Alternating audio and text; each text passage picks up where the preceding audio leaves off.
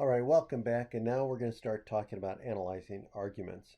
A logical argument is a claim that a set of premises support a conclusion. There are two general types of arguments that we'll talk about: inductive and deductive arguments.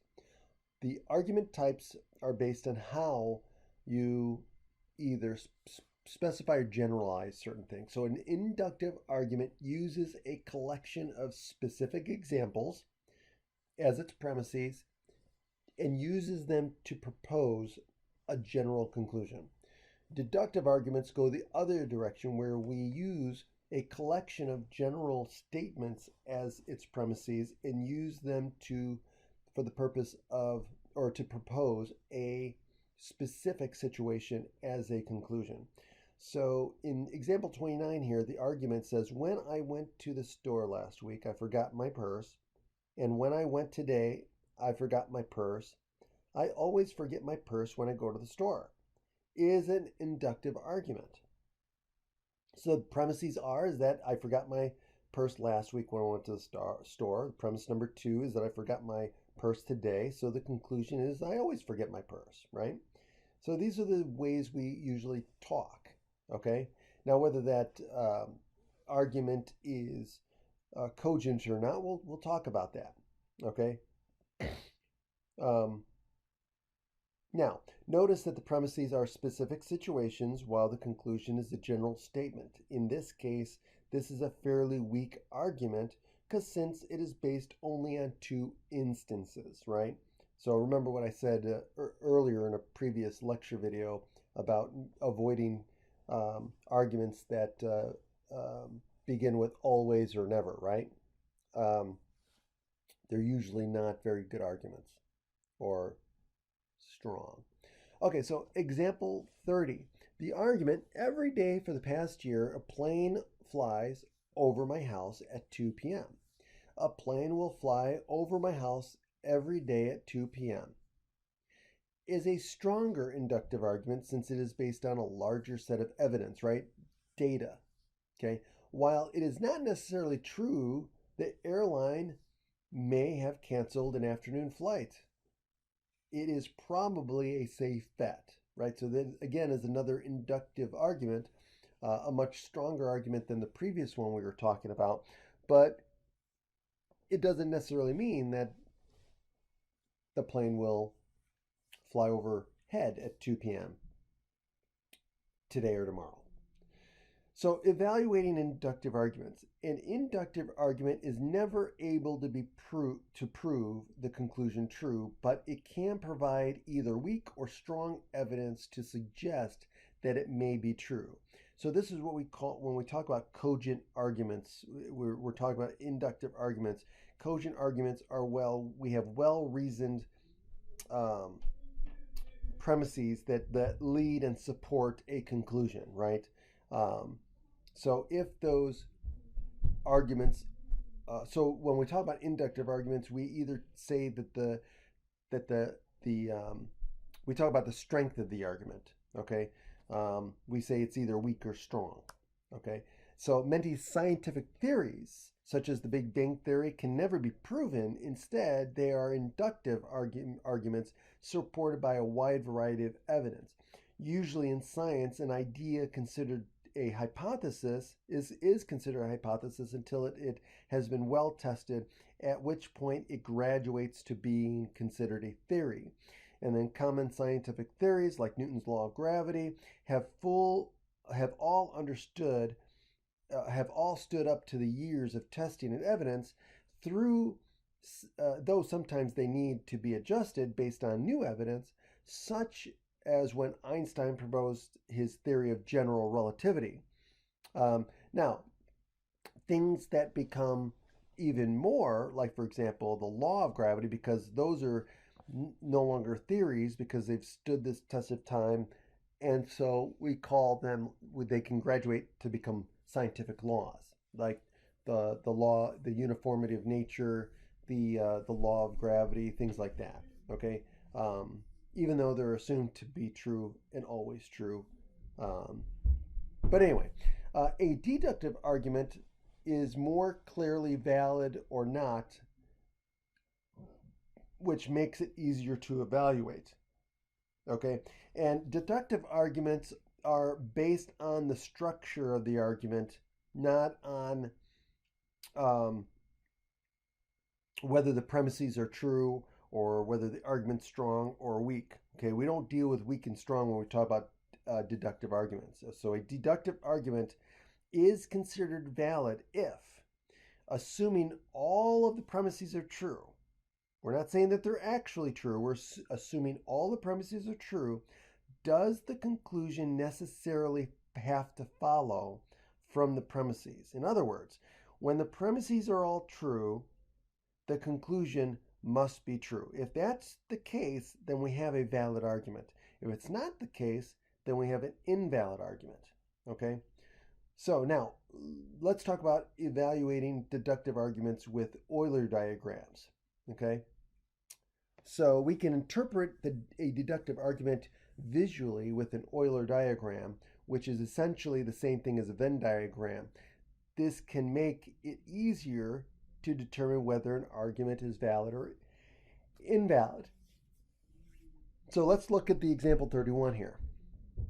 So we want to see, is it necessarily true that the conclusion follows from the premises? Or is there some ambiguity in it? If there's any ambiguity in it, then we would say it's invalid. Okay? If it doesn't necessarily follow, if the conclusion doesn't necessarily follow from the premises being true, then we say that it's an invalid argument. Okay? So here's what we have. We have all cats are mammals, and a tiger is a cat, so a tiger is a mammal. So we're going to say, is this a valid argument? So when we say all cats are mammals, okay, we're saying all cats, the category of cats, the set of all cats, is inside the category of all mammals. So notice how we have the circle, the green circle here, okay, inside the circle of mammals, right? So that represents the proposition that all cats are mammals. Now, we also say that a tiger is a cat. So that's premise number 2. So, and we put an X saying a specific type of cat, a tiger. So, right, we're saying a tiger is a cat. So we mark a tiger inside the circle of cats. Now, what's the conclusion? The conclusion is a tiger is a mammal. Now, is it necessarily true from the Euler diagram? Well, yes, because if a tiger is inside the circle of cats, then it's automatically inside the circle of mammals, and so it must be a mammal. So this would be a valid argument, because the conclusion from the Euler diagram, the conclusion that tigers are mammals must follow. So there's no confusion about it. Okay, so now analyzing arguments with Euler diagrams. Here are the steps. Okay, 1, draw an Euler diagram based on the premises of the argument. 2, the argument is invalid if there is a way to draw the diagram that makes the conclusion false. Okay, right, I'll just leave it at that. You'll see what I mean in the next example. 3, the argument is valid if the diagram cannot be drawn in any way to make the conclusion false. And 4, if the premises are insufficient to determine the location of an element or a set mentioned in the conclusion, then the argument is invalid. If there's any confusion about it, it's invalid. Okay? So, let's look at the try it 9. Let's do try it 9. It says, determine the validity of the argument. Okay, so we have premise 1, all cats are scared of vacuum cleaners. Okay, so let's draw a Venn diagram. Okay, I'll just draw here. So it says all cats are scared of vacuum cleaners. So we're gonna have the circle of that represents all creatures that are scared of vacuum cleaners. Okay, And inside there, because it says all cats are scared of vacuum cleaners, we're going to put a smaller circle inside because it says all. And so all cats are inside the circle. So that represents premise 1. Now it says, premise 2 says Max is a cat. So Max is a particular cat. So we're going to draw an X that represents Max, and he's going to be inside the circle of cats. Now, the conclusion is Max is scared of vacuum cleaners. So is it necessarily true? Can I put the X anywhere that makes that conclusion false? And the answer is no. I have to put the X inside the circle with cats. And if I do that, then it must follow that Max must be afraid of vacuum cleaners because Max is also inside the circle of creatures that are afraid of vacuum cleaners. Okay, so the Venn diagram tells us that this argument is valid. Okay, let's look at it at an example of where it is invalid. Okay, so premise 1 in this example says all firefighters know CPR. So we create a circle. 1 is a larger circle, which represents all people who know CPR. And then inside that circle is going to be all firefighters. And that represents the premise that all firefighters know CPR. Then premise 2 says Jill knows CPR. So Jill is definitely inside the yellow circle. But that doesn't mean that Jill has to be in the green circle. But the conclusion says that Jill is a firefighter. So it's saying that all firefighters know CPR. That gives us the green circle inside the yellow circle. Premise number 1 says Jill knows CPR. And then so we're going to conclude that Jill must be a firefighter. Well, that's not necessarily true because is it possible that Jill can know CPR and not be a firefighter? Sure. Jill could be out here. Jill could be a doctor, right? Jill could be a paramedic, right? Jill could be a nurse. So there's other options that can give us that can give us the same two premises but give us a different conclusion. So here's the thing. So when it's not clear where the X should go, we put the X on the border of the two circles, right? To show that, hey, it's we don't know where it could go. It could go either way. Okay, so this would be an invalid argument. Okay, now let's look at this try number 10.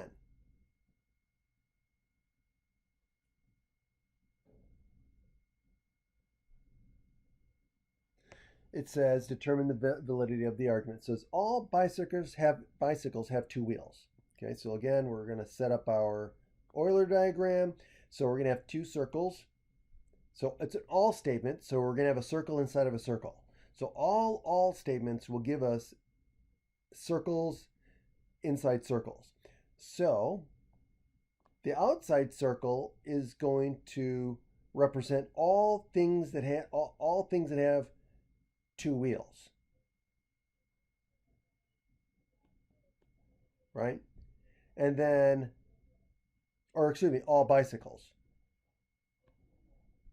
Okay? Or no. I'm sorry. Yeah, two wheels. That's what I wanted. And then the inner circle will be all bicycles. And premise number 2 says this Harley Davidson has two wheels.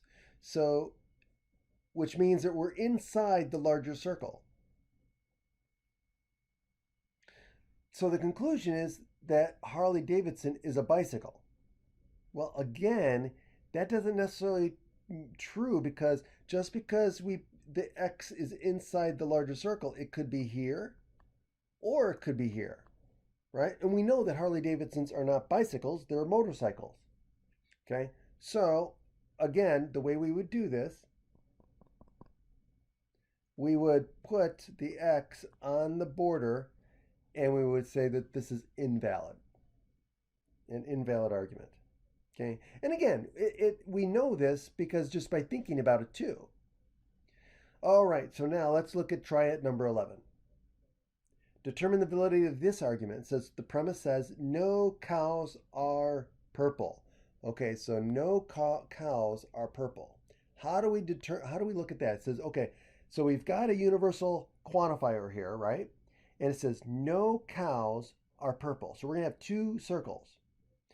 Circle of all cows, and we've got the circle of all creatures that are purple. And we're saying that there are no cows that are in the other. So basically there's no overlap in these two circles. So the way we do this is we have two disjoint circles, and the one circle represents cows, and the other circle represents all creatures that are purple. Okay, now the question or the premise too says Fido is not a cow.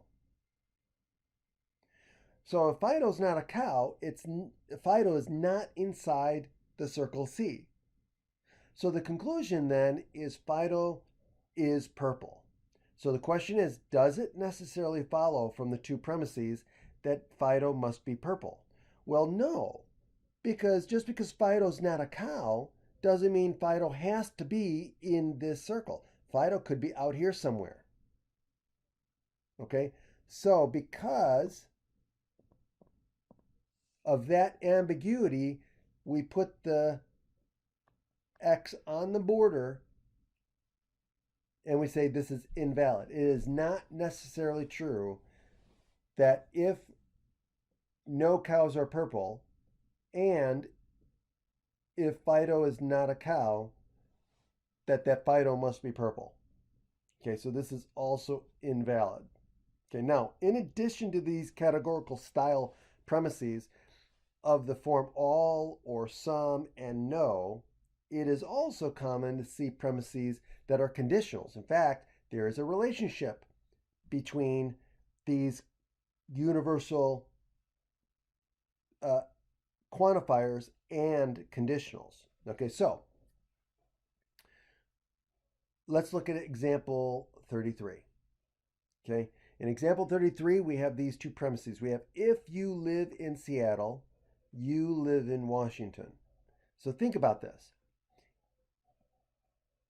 A conditional says if the first part is true, if the antecedent is true, then the conclusion, the consequent, must be true, right? So if you are someone who lives in Seattle, then you are also someone that must live in Washington. So this is concentric circles. This is a subset situation. So that means that, hey, if you live in Seattle, so let's do a circle of all people that live in Seattle, right? That's going to be inside of the larger circle of everyone who lives in Washington. Okay?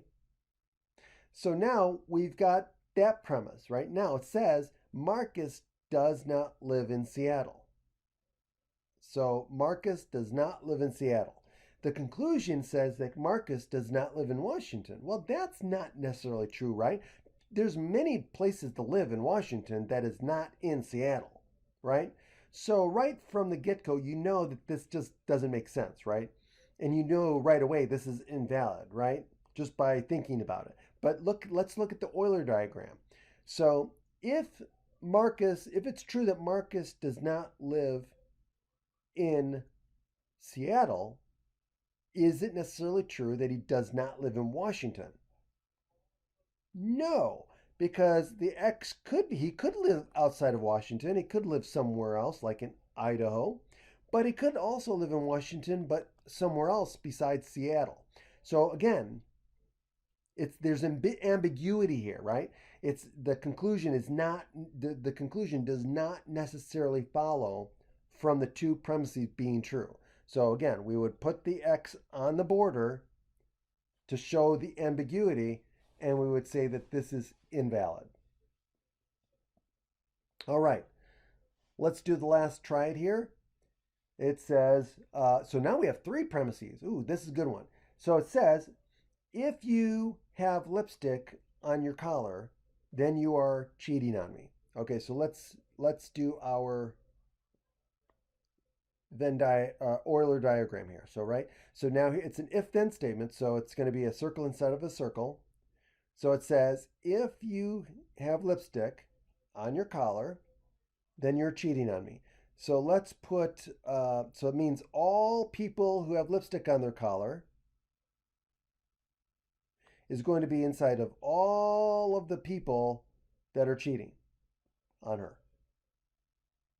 or that cheat.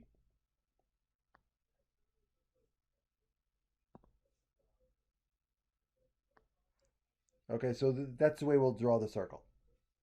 Okay, now premise number two says if you are cheating on me, then I will divorce you. So that means that all of the people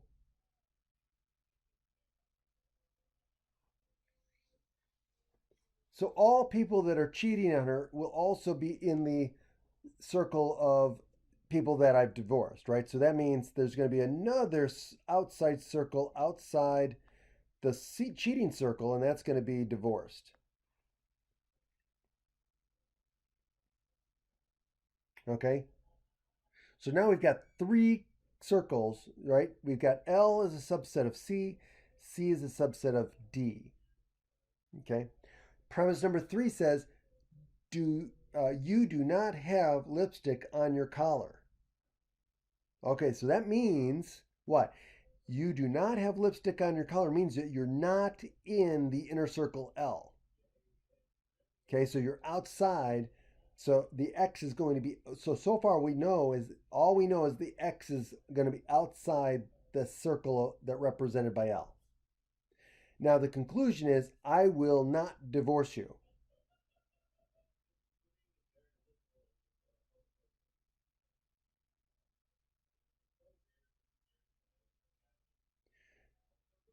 So again, all the people that have lipstick on their collar is inside the circle of people cheating.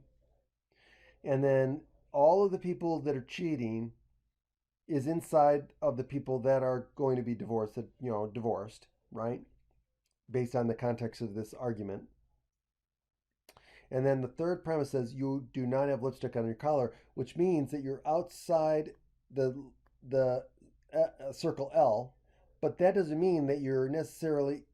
Oh, um, that doesn't necessarily mean that she's not going to divorce you, because you could be just because you don't have lipstick on your collar doesn't mean you're not cheating on her, right? And so the X could be out here, or the X could be in here, or the X could be in here. So we don't know. It's again confusion, right? It's not necessarily true that you're not going to divorce based on that, right? Because being divorcing was based on cheating. Okay. So anyway, that's the end of that. So now what we're going to do is we're going to stop, and we'll come back in the next video and talk about evaluating deductive arguments using truth tables. Now we're going to, so this is one way of showing the validity of argument using Euler diagrams. Now we're going to use another tool. We're going to use truth tables to show when an argument is valid and invalid as well.